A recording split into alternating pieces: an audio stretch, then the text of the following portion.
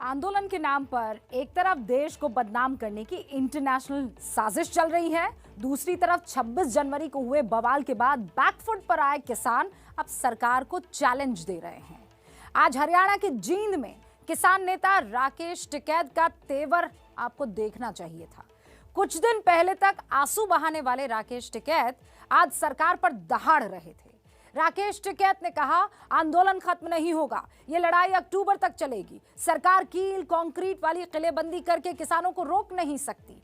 ये तमाम बातें कहकर आज अपने अलग तेवर को दिखाने की कोशिश कर रहे थे कुछ दिन पहले रोने वाले राकेश टिकैत।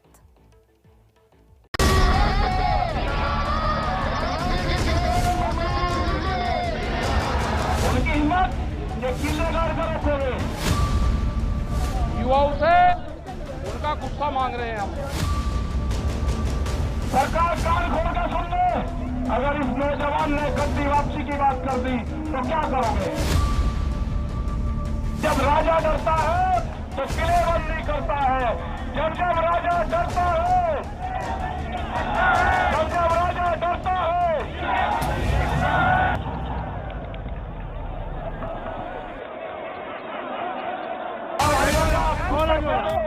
हुंकार तो जोरदार थी किसानों के नए चौधरी की। नहीं देंगे, राज्यपाल हमारे लीडर है। बातों में वजन भी खूब नजर आ रहा था लोगों को। ये फैसला होगा, उनमें से हम भी एक हैं। लेकिन ज्यादा वजन भी कई बार मामला बिगाड़ देता है।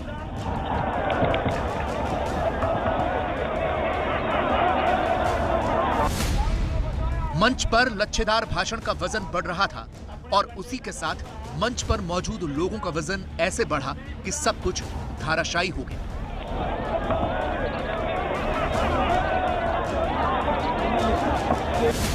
हाँ, तो मंच गिरने से पहले हरियाणा के जींद में राकेश टिकैत जिस शानदार आवाज में दिल्ली को दहाड़ रहे थे, जरा पहले आपको वो भाषण सुनवा देते हैं। भाषण जोरदार था, ध्यान से सुनिएगा।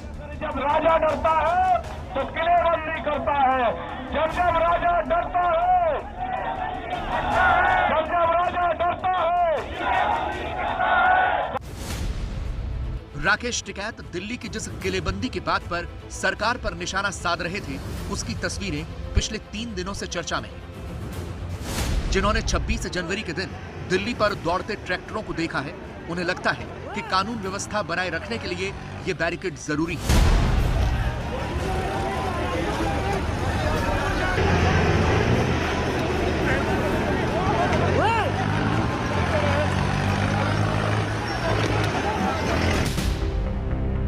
लेकिन कई लोग इस पर सवाल भी उठा रहे हैं। एक दिन पहले कांग्रेस नेता प्रियंका गांधी मोदी सरकार से पूछ रही थी, प्रधानमंत्री जी, अपने किसानों से ही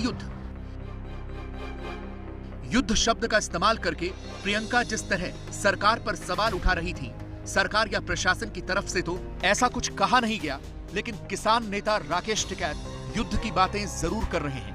अब प्रियंका बताएं कि युद्ध की तैयारी किसकी है। युद्ध में घोड़े नहीं बदलते, पुलिस घोड़े की जाएगी।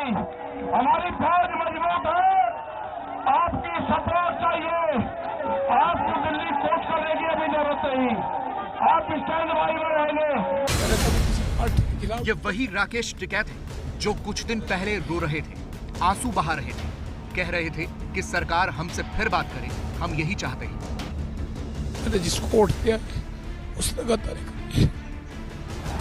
और ये वही टिकैत है जो कुछ दिन पहले कह रहे थे कि लाल किले पर जो हुआ उससे हमारा कोई लेना देना नहीं।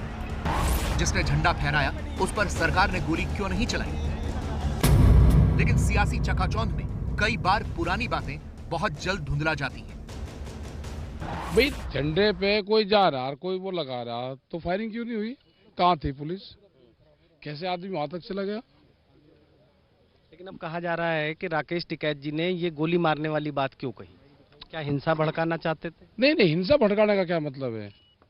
भाई पुलिस ने क्यों जाने दिया वहां पे? हिंसा का थोड़ा मतलब था। हिंसा का क्या मतलब था वहां पे? भाई कोई झंडे पे वो लगाएगा तो क्या करोगे? उसको फूल चढ़ाओगे? लाल किले पे कैसे आदमी चला गया? उनको बहका के, उनको उकसा के वहां पे भेजा गया, उनको रास्ता दिया गया, उनको लाल किले के बुलंदी तक जाने दिया गया और एक धार्मिक झंडा वहाँ पे उनसे लगवाया गया। ये एक बड़ी साजिश है। खोलो चार्जर तोड़ दो ਤੁਹਾਡੀ गिरने बोले सोनिहाल। सवाल तो इस बात पर भी उठ रहे थे कि लाल किले वाली घटना के आरोपी दीप सिद्धू पर कार्रवाई क्यों नहीं हुई। तो यहाँ ये बताना जरूरी है कि दीप सिद्धू इस वक्त फरार है। दिल्ली पुलिस ने दीप सिद्धू के खिलाफ इनाम का ऐलान कर दिया है। दीप सिद्धू की जानकारी देने वाले को 1 लाख रुपए इनाम दिया जाएगा। दीप सिद्धू के 3 साथियों जुगराज सिंह, गुरजोत सिंह और गुरजंत सिंह पर भी 1-1 लाख रुपए का इनाम घोषित किया गया है। इसके अलावा 26 जनवरी के उपद्रव में शामिल और पुलिस पर हमला करने वाले 4 अन्य आरोपियों की जानकारी देने वाले को 50,000 का इनाम दिया जाएगा। इस बीच दीप सिद्धू का एक नया वीडियो वायरल हो रहा है। इस वीडियो में दीप सिद्धू ने उन किसानों पर भी निशाना साधा जिन्होंने उस पर सवाल उठाए। ਤੁਸੀਂ ਆਪਦੀ ਰੂਹ ਤੋਂ ਪੁੱਛੋ, ਜਦੋਂ ਉੱਥੇ ਨਿਸ਼ਾਨ ਸਾਹਿਬ ਤੇ ਕਿਸਾਨੀ ਦਾ ਝੰਡਾ ਲੱਗਿਆ, ਤੁਹਾਨੂੰ ਪਹਿਲੇ 10-15 ਮਿੰਟ ਕਿੱਡਾ ਵੱਡਾ ਤੁਹਾਡੇ ਅੰਦਰ ਉਤਸ਼ਾਹ ਸੀ, ਕਿੱਡੀ ਜ਼ਿਆਦਾ ਤੁਹਾਨੂੰ ਉਹਦੀ ਖੁਸ਼ੀ ਹੋਈ। ਗਦਾਰ ਕਹਿਣਾ ਬੜਾ ਸੌਖਾ, ਯਾਰ ਆਪਦੀਆਂ ਰੂਹਾਂ ਤੋਂ ਹੀ ਪੁੱਛ ਲਓ। ਤੁਸੀਂ ਰੱਬ ਨੂੰ ਜਵਾਬ ਦੇਣਾ ਜਾ ਕੇ ਕਿਤੇ ਨਾ ਕਿਤੇ। ਕੋਈ ਨਹੀਂ, ਸੱਚ ਤਾਂ ਸਾਹਮਣੇ ਆਊਗਾ ਹੀ ਆਊਗਾ, ਨਿਤਰੂਗਾ। 26 जनवरी के दिन लाल किले पर आंदोलनकारियों ने जो तांडव किया, उसकी कुछ नई तस्वीरें सामने आई। देखिए कैसे ये आंदोलनकारी घोड़े लेकर लाल किले की प्राचीर तक जा रहे हैं और लाल किले की प्राचीर पर ये लोग कैसे पुलिस वालों पर हमला कर रहे हैं।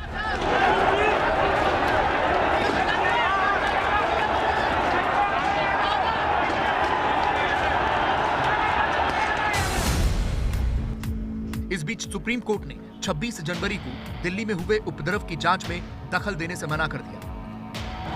कोर्ट ने कहा कि हमने मीडिया में प्रधानमंत्री का बयान देखा है। उन्होंने कहा है कि कानून अपना काम करेगा। फिलहाल इस मामले में हम दखल देने की कोई जरूरत नहीं समझते। अगर आपको कोई बात कहनी है तो आप सरकार को ज्ञापन सौंप सकते हैं। उधर इस मामले की जांच को लेकर पुलिस पूरी तरह एक्शन में है। अब तक पुलिस 44 FIR दर्ज कर चुकी है, जिसमें 122 लोगों की गिरफ्तारी हुई है। इस वक्त दिल्ली के 3 बॉर्डर सिंघू, टीकरी और गाजीपुर पर किसान डेरा डाले हुए हैं। जगह जगह महापंचायत हो रही है। किसान संगठनों ने 6 फरवरी को देश भर में चक्का जाम का ऐलान किया है। देखिए, दिल्ली की सरहदों पर डटे किसान भले ही सर्द रात सड़क पर काट रहे हो, लेकिन उनके आंदोलन की गर्मी बजट सत्र में शुरू होते ही सदन में महसूस की गई। इस सत्र के तीसरे दिन भी राज्यसभा में किसान आंदोलन की जबरदस्त गूंज हुई। सत्ता और विपक्ष में जमकर टकराव हुआ, जिसके बाद ये सहमति जरूर बनी कि अब किसान के मुद्दों पर और इस मुद्दे पर सदन में 15 घंटे की चर्चा होगी। लेकिन इससे पहले सदन में शोर शराबे और हंगामे का ऐसा तूफान उठा कि मार्शल्स को मोर्चा संभालना पड़ा और सभापति को 3 सांसदों को सदन से निलंबित करना पड़ा।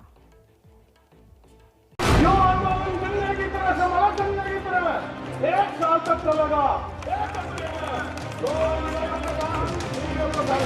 सड़क पर किसानों का शोर,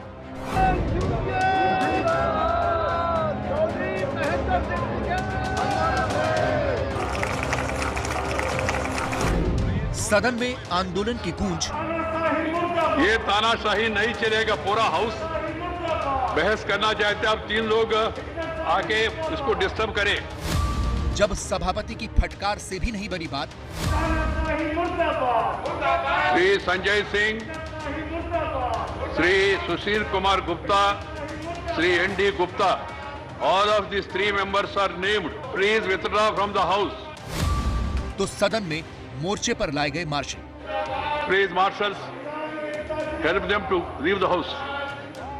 बजट सत्र के तीसरे दिन राज्यसभा में किसान आंदोलन की तपिश सदन की कार्यवाही शुरू होते ही महसूस होने लगी। आधा घंटा ही सदन चला कि हंगामे और नारेबाजी की वजह से सभापति को सदन की कार्यवाही स्थगित करनी पड़ी। The house is adjourned to meet at 9:40. जब कार्यवाही दोबारा शुरू हुई, तब भी हालात में कोई बदलाव नहीं हुआ। This is nothing but one-upmanship. I'm sorry to say this. नारेबाजी से सदन की कार्यवाही लगभग ठप हो गई। सभापति ने तीनों सांसदों का नाम लेकर उन्हें बार बार सदन छोड़ने के लिए कहा। Shri Sanjay Singh, Shri Sushil Kumar Gupta, Shri N D Gupta, all of these 3 members are named. Please withdraw from the house. Venkaiah के बार बार कहने पर भी आम आदमी पार्टी के तीनों सांसद नहीं माने, जिसके बाद सभापति को मार्शल की मदद लेनी पड़ी। Please, marshals, help them to leave the house. Please, कृपया हाउस छोड़ दीजिए। मर्यादा परंपरा को पालन करिए। बहस होने दीजिए, किसानों के बारे में बहस होने दीजिए। देशवासी सुनना चाहते सदन में किसानों के बारे में चर्चा हो। संजय सिंह समेत आम आदमी पार्टी के तीनों सांसदों के बाहर जाने के बाद सदन की कार्यवाही तो शुरू हो गई, लेकिन गूंज किसान मुद्दे की ही रही। सदन में विपक्ष के नेता गुलाम नबी आजाद ने नए कृषि कानूनों को वापस लेने की मांग की और अपनी मांग के समर्थन में इतिहास के पन्नों को भी पलटा। इस बहाने वो राकेश टिकैत और उनके पिता का जिक्र करना भी नहीं भूले। अक्टूबर 1988 में कांग्रेस पार्टी एक रैली करना चाहती थी बोट क्लब में। उन दिनों बोट क्लब में पब्लिक मीटिंग करने की इजाजत, और कई दिनों से टिकैत जी का यूपी में ही आंदोलन चल रहा था। लेकिन पेपरों में जब आया कि हमारी कांग्रेस की रैली हो रही है बोट क्लब में, हम देखते हैं कि एक दिन पहले टिकैत जी 50,000 लोगों के साथ बिस्तरे और खाट और हुक्के और अनाज लेके बोट क्लब में बैठे। हमने कहा किसानों के साथ लड़ाई नहीं करनी, हम अपना वेन्यू हटा देते। नतीजा उसका हुआ कि 2 दिन के बाद टिकैत जी ने, 3 दिन के बाद टिकैत जी ने खुद विड्रॉ करके वो चले गए। ये मैं हाल की मिसाल बताना चाहता हूं। गुलाम नबी आजाद जिस वक्त सदन में अपनी बात रख रहे थे, प्रधानमंत्री भी सदन में मौजूद थे। आजाद ने सदन के सामने 26 जनवरी को हुई हिंसा का भी जिक्र किया और सदन में ही 26 जनवरी की हिंसा के बाद लापता हुए किसानों का मुद्दा भी उठाया। कुछ लोग गुम हो गए हैं, उनके बारे में मैंने प्रधानमंत्री जी से मैं निवेदन करूंगा कि कोई कमेटी बनाएं जो उनकी छानबीन करे, कहां गए हैं 26 जनवरी को। या मैं 26 जनवरी का उल्लेख किए बगैर नहीं रह सकता हूं। हम जितनी भी निंदा और जितनी भी निंदा की जा सकती है, हम और हमारी पार्टी उसकी निंदा करती है, पूरी विपक्ष निंदा करता। किसानों को दिल्ली में दाखिल होने से रोकने के लिए दिल्ली पुलिस ने जो कीलें और कंटीली तार बिछाई हुई है, गुलाम नबी आजाद ने इशारों में उनका भी जिक्र कर दिया। आजाद के बाद समाजवादी पार्टी के सांसद रामगोपाल वर्मा ने भी किसानों को रोकने के लिए बनाई गई दिल्ली पुलिस की दीवार पर सवाल उठाया। हमें लड़ाई लड़ने के लिए और बहुत फ्रंट है। हमारे बॉर्डर पे जो दुश्मन खड़ा है, पाकिस्तान है, चीन है, हम मिलकर उनका लड़ाई करेंगे। हम आपके साथ बिल्कुल साथ है, पूरा देश साथ है, हमारी पार्टी साथ। कि हमारे गाजीपुर बॉर्डर पर और टीकरी हो चाहे सिंगू बॉर्डर हो, सब पर सड़क खोदकर कंक्रीट की दीवारें बना दी गई हैं। उससे पहले कांटे लगाए गए। मतलब जो हमारी पार्लियामेंट की सुरक्षा नहीं है, उससे ज्यादा जबरदस्त सुरक्षा की गई। पाकिस्तान बॉर्डर पे भी ऐसा नहीं है। मैंने तो वो बॉर्डर भी देखी है, वहां भी इस तरह का नहीं है। तो ये क्या हमला करने आ रहे दिल्ली पर? सदन में विपक्ष के ज्यादातर नेताओं ने यही तर्क दिया है कि किसान कानूनों को क्यों वापस लेना चाहिए, लेकिन इसके बाद सरकार की ओर से इसका जवाब आया। बीजेपी सांसद विजयपाल सिंह तोमर ने एक-एक कर कृषि कानूनों के फायदे गिनाने शुरू किए। आबादी हमारी 18% है, भूमि हमारे पास 2.4% है, लेकिन प्रधानमंत्री जी ने जिस तरह से कृषि के क्षेत्र में उनकी नेतृत्व में सरकार ने कदम उठाए हैं, उससे बिल्कुल संभव है कि कृषि की आय भी बढ़ेगी और ये $5 ट्रिलियन की अर्थव्यवस्था भी होगी। सदन में ये बहस राष्ट्रपति के अभिभाषण पर चर्चा के दौरान हुई। विपक्ष शुरू से ही किसान के मुद्दे पर सदन में चर्चा की मांग कर रहा था, जिसे सरकार ने मान लिया। जिसके बाद यह तय हुआ कि राष्ट्रपति के अभिभाषण पर चर्चा का समय बढ़ाया जाएगा और अब यह चर्चा 10 घंटे के बजाय 14 घंटे होगी। यह फैसला सरकार और विपक्ष की सहमति के बाद हुआ है।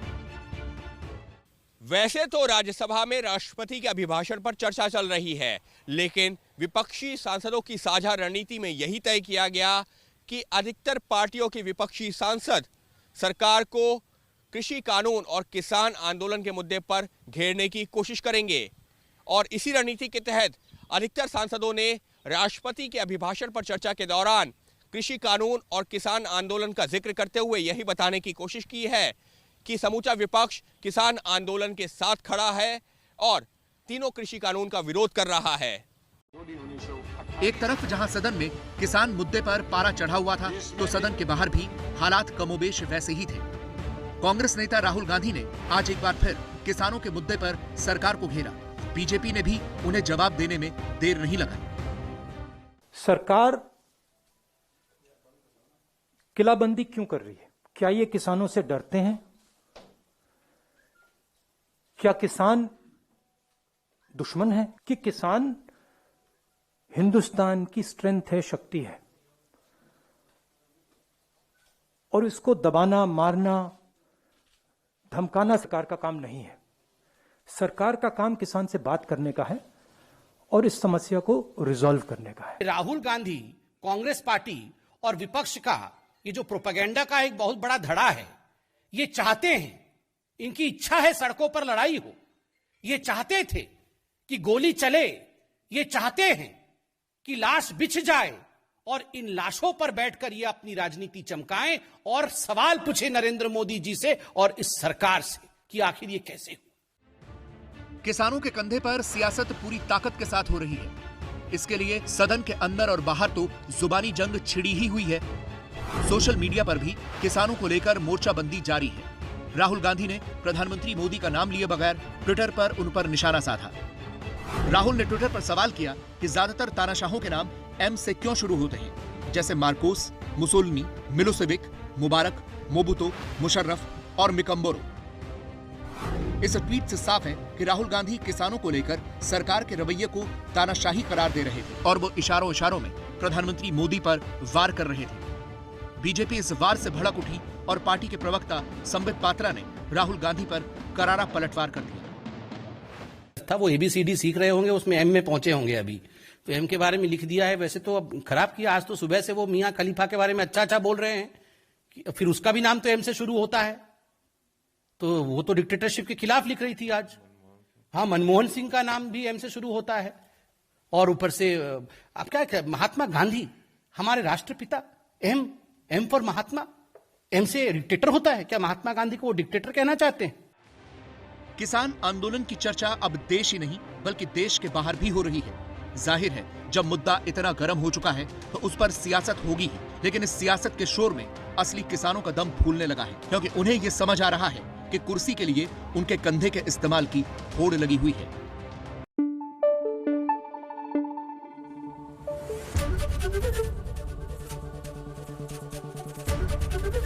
ABP न्यूज आपको रखे आगे।